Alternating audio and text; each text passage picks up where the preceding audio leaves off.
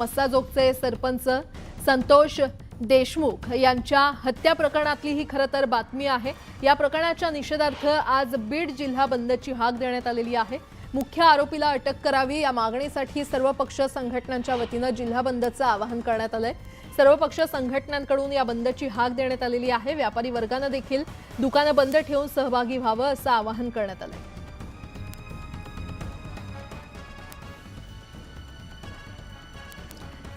तर मुख्य आरोपीला अटक करण्याची मागणी करत आज बीड जिल्हा बंदची हाक देण्यात आलेली आहे। सर्व राजकीय पक्ष संघटना आक्रमक झालेल्या पाहायला मिळत आहेत। मस्साजोगचे सरपंच संतोष देशमुख यांची हत्या करण्यात आली होती आणि त्याच प्रकरणी आज बीड जिल्हा बंदची हाक देण्यात आली आहे।